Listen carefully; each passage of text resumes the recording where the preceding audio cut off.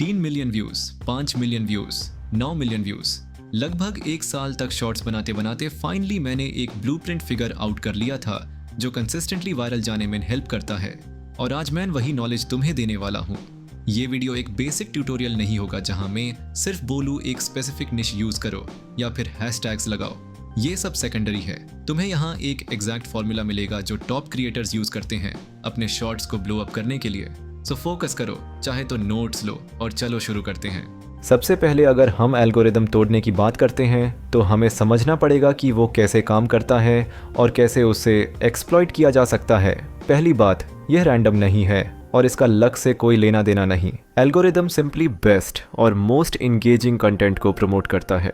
मतलब अगर तुम इंगेजिंग शॉर्ट्स बनाओ जिसमें हाई रिटेंशन हो तो वायरल होना ऑलमोस्ट गारंटीड है। इस बात को प्रूव करने के लिए चलो वापस चलते हैं उस टाइम जब मैं नया था शॉर्ट्स में। तब मुझे कुछ समझ नहीं आता था और मेरे शॉर्ट्स 100 व्यूज़ तक भी नहीं पहुंचते थे। लेकिन धीरे धीरे मैंने अपना कंटेंट इंप्रूव किया और फाइनली चैनल पे सक्सेस मिलना स्टार्ट हुआ। लगभग 4 महीने लगे मुझे 10K सब्सक्राइबर्स तक पहुंचने में। लेकिन फिर मैंने एक नया चैनल बनाया जिसमें सिर्फ 3 हफ्ते में 3000 सब्स हो गए। सिर्फ इसलिए क्योंकि मैं ज़्यादा एक्सपीरियंस्ड था और बेटर कंटेंट बनाना जानता था। इसलिए बिलीव करो जब मैं कहता हूँ कि एल्गोरिदम हमेशा अच्छा कंटेंट रिकॉग्नाइज करता है और उससे पुश करता है। अगर तुमने मेरी सारी बातें फॉलो की तो तुम्हारे शॉर्ट्स भी ऊपर जाने लगेंगे। अब सबसे इंपॉर्टेंट चीज़ जो बाकी सबको यूजलेस बना देती है अगर तुमने इस स्टेप को निगलेक्ट किया, एक इंटरेस्टिंग टॉपिक। हर वायरल शॉर्ट का बेसिस एक स्ट्रॉन्ग और इंटरेस्टिंग टॉपिक होता है। इसके बिना तुम कभी व्यूज़ एक्सपेक्ट नहीं कर सकते। सो स्टार्ट यहाँ से। अपने इंटेंडेड ऑडियंस के बारे में सोचो। तुम्हारे निश के लोग क्या देखना चाहते हैं, किस टाइप के वीडियोस ऑलरेडी परफॉर्म कर रहे हैं। इन सवालों पर थोड़ा टाइम लगाओ। मैं ये भी सजेस्ट करूंगा कि बड़े क्रिएटर्स के चैनल्स रिसर्च करो और देखो उनके कौन से वीडियो टाइप्स सक्सेसफुल रहे हैं। मैंने एक क्रिएटर का चैनल देखा और वो परफेक्ट एग्जाम्पल है कि ये चीज़ क्यों इम्पोर्टेंट है।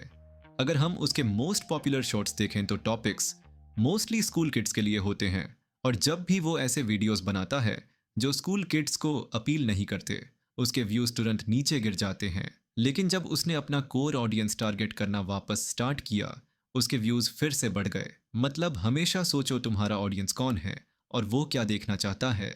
सिर्फ ये एडवाइस फॉलो करने से तुम्हारे वीडियो आइडियाज 10 गुना बेटर हो जाएंगे। लेकिन अभी भी और चीज़ें बाकी हैं।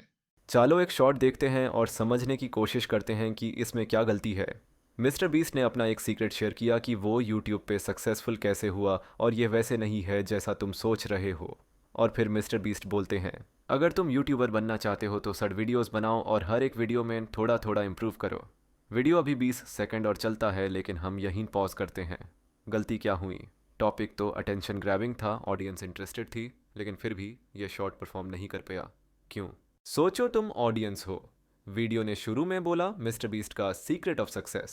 तुम इंटरेस्टेड हो गए और देखना चाहा, लेकिन सिर्फ 5 सेकंड के अंदर ही तुम्हें वो सीक्रेट मिल गया। मतलब एंटिसिपेशन खत्म, अब तुम स्क्रॉल कर दोगे। ये बड़ा मिस्टेक था, टॉपिक का पे ऑफ बहुत जल्दी दे दिया।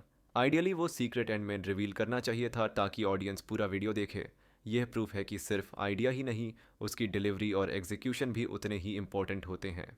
अब आता है अगला पॉइंट, एडिटिंग और स्ट्रक्चर। एडिटिंग मतलब तुम वीडियो को कैसे प्रेजेंट करते हो, कट, स्पेसिंग, कैप्शंस। स्ट्रक्चर मतलब तुम वीडियो कैसे कंपोज करते हो, स्टोरी टेलिंग, बिल्ड अप, पे ऑफ। अगर तुम इन दोनों को मास्टर कर लोगे तो हर पोस्ट वायरल हो सकता है।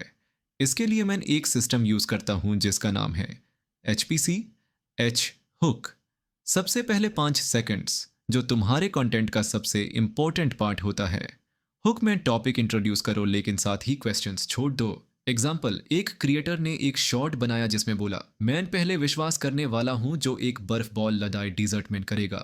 इस हुक ने इंस्टेंटली इंटरेस्ट क्रिएट किया। कैसे करेगा स्नोबॉल फाइट डेजर्ट में?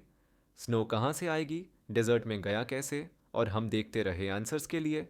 P= progression. मतलब जो एक्सपेक्टेशंस तुमने सेट किए हुक में उन्हें फुलफिल करना। एग्जाम्पल में वो डेजर्ट में था, बोला स्नो चाहिए तो माउंटेन्स गया, कूलर लिया, पूरा एडवेंचर दिखाया।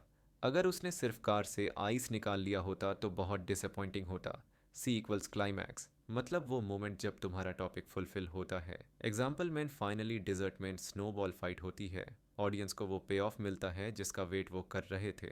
ये ही पूरा वीडियो अच्छा बना। एडिटिंग फिटिंग थी, म्यूजिक सही था, थोड़े जोक्स ऐड किए, स्टोरी टेलिंग परफेक्ट थी। तुम्हारे निच अलग हो सकते हैं, लेकिन अगर तुम यही टैक्टिक्स अप्लाई करोगे तो तुम्हारे शॉर्ट्स भी वायरल जाएंगे। और हाँ, सक्सेसफुल क्रिएटर्स को इमिटेट करने से मत डरो, उनसे सीखना ग्रोथ का एक बड़ा पार्ट है। अब तुम्हारे पास एक अच्छा शॉर्ट बनाने का नॉलेज है, लेकिन अभी भी एक प्रॉब्लम है, ज़्यादा लोग अपने व्यूज़ लिमिट कर देते हैं क्योंकि वो पोस्टिंग के कुछ इंपॉर्टेंट डिटेल्स इग्नोर करते हैं। और मैं यहाँ हैशटैग्स या टाइटल्स की बात नहीं कर रहा। मैंने अपने एक शॉर्ट्स चैनल पे एक्सपेरिमेंट किया, किस फ्रीक्वेंसी पे अपलोड करना बेस्ट है, कौन सा टाइम बेस्ट है। रिजल्ट इंटरेस्टिंग था, दिन का कोई भी फर्क नहीं पड़ा। मैंने हर दिन शॉर्ट्स पोस्ट करके देखा, कभी फेल हुआ कभी वायरल गया। लेकिन टाइम ऑफ पोस्टिंग मैटर करता है। मेरे लिए मॉर्निंग में पोस्ट करने वाले शॉर्ट्स ज़्यादा व्यूज़ लाते थे, लेकिन इसका मतलब ये नहीं कि तुम भी मॉर्निंग में पोस्ट करो। तुम अपने एनालिटिक्स में जाओ, ऑडियंस टब खोल के देखो तुम्हारा ऑडियंस कब एक्टिव है। मेरे लिए मॉर्निंग पीक है, तुम्हारे लिए अलग हो सकता है। सो अपने ऑडियंस के एक्टिव टाइम के हिसाब से पोस्ट करो। अब फ्रीक्वेंसी की बात, मैंने 2 बार पर वीक से लेके 4 बार पर डे तक टेस्ट किया। चौथा दिन में चौथी पोस्ट बहुत ज़्यादा थे, क्वालिटी गिर गई और आधे शॉर्ट्स को एल्गोरिदम पिक ही नहीं करता था। 2 पर वीक ठीक था, लेकिन बोरिंग और स्लो। बेस्ट मुझे 1 पर डे लगा, क्वालिटी अच्छी रही और एक्सपोजर भी कंसिस्टेंट रहा। लेकिन अगर तुम्हें डेली पॉसिबल नहीं लगता तो फ्रीक्वेंसी कम कर लो, बस कंसिस्टेंट रहना ज़रूरी है। और हाँ, बहुत गप मत लेना वरना मोमेंटम ख़त्म हो जाता है। सो ये मेरा प्रूवन एडवाइस है वायरल शॉर्ट्स बनाने का। अगर तुम और एडवांस्ड स्ट्रैटेजीज चाहते हो जो स्पेसिफिकली रिटेंशन पे फोकस करें तो डिस्क्रिप्शन में दिए गए लिंक पे क्लिक करो।